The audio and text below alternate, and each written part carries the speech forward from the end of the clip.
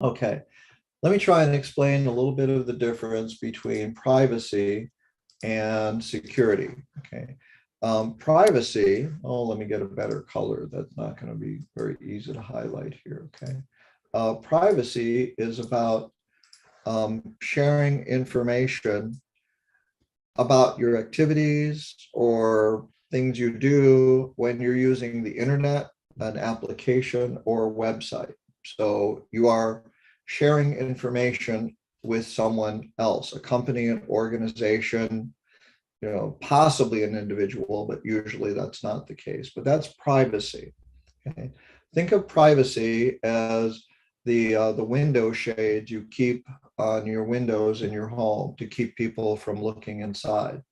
That gives you privacy. When you close the shades, you're private and people can't look and see what you're doing when you're in front of your window. So that's privacy.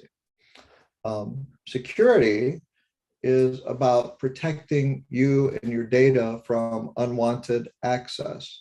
And so if you don't want somebody to break into your home, you put a lock on the front door. If you don't want somebody prying open a window, you put a lock on your front door. You might have a building where you have a security, or a front, attendant that manages people and lets people in and out. So that's security. Okay, so security keeps you safe from unwanted access, whereas privacy is about concealing, or keeping secret or private whatever it is you do. And there are two different things. So you could have the windows, painted over, but not have any locks on your house, and you'd be private, but you wouldn't be secure. You could have locks on all the doors and all the windows and an alarm system, but just keep, windows uncovered, and you'd be secure, but not necessarily private. So there are two different things to think about, and security is more important because that protects you from unwanted access. So things like password protection and other tools like that are used when you think about security. Okay, my mouse seems to go backwards sometimes when I tap it, so sorry about that. Any questions about privacy and security, okay, as two different issues? Okay, so when you use security on the internet, your best defense is to use a strong password on every website you use, and use a different one on every website.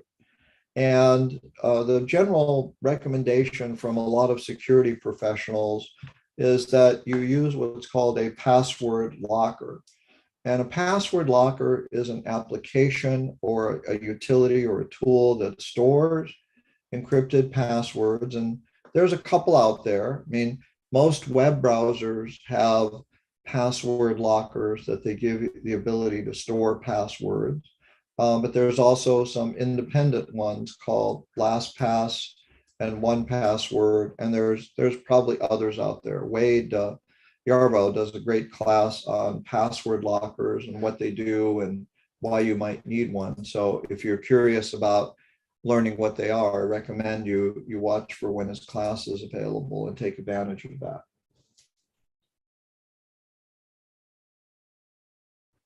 I use a password locker to keep track of passwords that I enter on websites, and it gives me the ability to keep different passwords for different websites. And if I forget it, if it's a website I don't use very often, like one I might use every 6 months or even a year, at least I can look it up and see what it is and find out to enter it.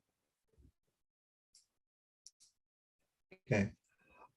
When you are using the internet, you share information. Okay. And it's just inevitable that you share information on the internet because you are using tools that have asked you for permission to share information, whether you have taken advantage of it or not. So when you're typically using the internet on your computer, on your smartphone, on your tablet, you are sharing information about the websites that you visit and browse. You're sharing information about the links that you click on when you are accessing different things. You might be sharing your location. If you turn on, for example, location services so that you can use a map for navigation, the map needs to know where you are in order to pinpoint your location, and you might be sharing your location with the map service, depending on which map tool you use. When you use applications, sometimes they want to know where you're located, like a weather application, for example. Weather application wants to give you information about your local weather, and in order to do that, it has to know where you're located. But the web collects a little bit more information as well. There are utilities that on websites and applications that can tell what kind of device you're using to access a website, whether it's a iPhone or an Android phone, whether it's a desktop, what browser you use, and what operating system. And this technology is shared because websites need to know what kind of technology you're using to access the website in order to make sure that their software, their website functions properly with you. And you might share more. Now, this is just on the internet with your computer and your smartphone and your tablet. You may be sharing information other places as well. You know, we're often recorded on cameras, and the cameras may be at a facility we use, or it may not be at a facility we use. If you buy something at a retail store, the checkout lines have cameras on them. If you go into a bank or use an ATM machine, the ATM machine has a camera on them. So we are sharing a lot of information all the time with whatever it is we do. And so it's difficult to have complete privacy. Privacy really hasn't existed much in human history. You know, we lived in small groups, and pretty much everybody knew who was in their tribe or their town or their village. And then we got into big cities, and you could be a little more anonymous, but you know, your history might follow you around depending on who you dealt with.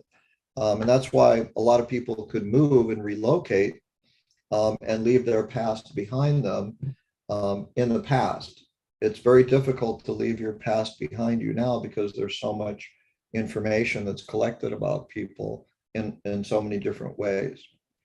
So websites, tools, computer companies, they're collecting a lot of this information. Apps, why do they want it?